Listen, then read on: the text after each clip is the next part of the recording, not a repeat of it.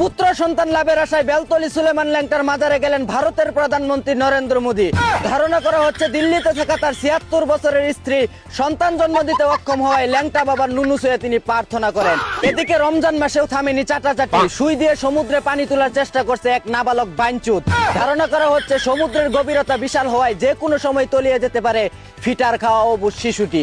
এদিকে টিকটকার মামুনের গোপনাঙ্গ কেটে ফেলার অভিযোগে গ্রেফতার হলেন ১২ লাঙ্গের জাতা খাওয়া বুস্কি লাইলা।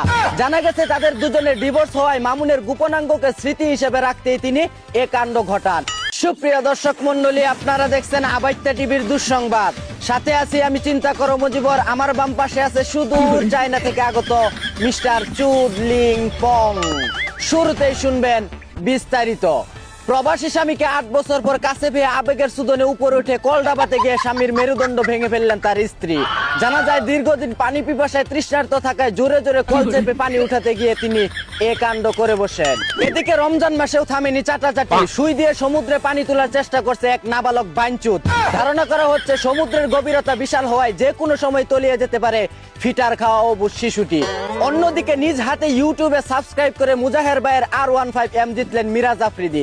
জানা গেছে তিনি নাকি ঈদের পরে মুজাহার ভাইকে সাথে নিয়ে নিজ হাতে বাইক চালিয়ে টেকনাফ থেকে তেতুলিয়া পর্যন্ত ঘুরবেন। এদিকে টিকটকার মামুনের গোপনাঙ্গ কেটে ফেলার অভিযোগে গ্রেফতার হলেন ১২ লাঙ্গের জাতা খাওয়া বুস্কি লাইলা।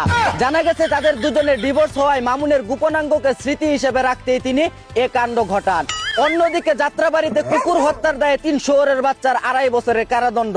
এদেশে কুকুর হত্যারও জেল জরিমানা হয়, কিন্তু ধর্ষণের কোনো বিচার হয় না। আসলেই জাতি হিসেবে আমরা কুত্তার চাইতেও নিকৃষ্ট। এদিকে ভারতের কলকাতা থেকে হাদি হত্যার প্রধান 2 কুলাঙ্গার আটক। তাদেরকে অতি দ্রুত দেশে এনে রিমান্ডে নিয়ে পিছন দিয়ে সিদ্ধ ডিম আসুলাই দেওয়ার জোর দাবি জানাচ্ছি, এবং এই হত্যার সাথে জড়িত সকল বাইনচুতদের ধরে জনসম্মুখে ফাঁসিতে ঝুলানো হোক। We want justice.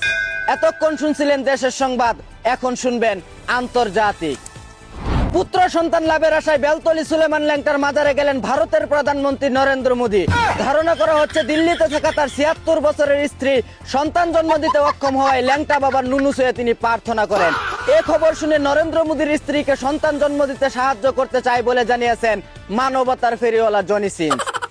এই ছিল আবাইত্যা টিভির দুঃসংবাদ। এতক্ষণ সাথে থাকার জন্য ধন্যবাদ।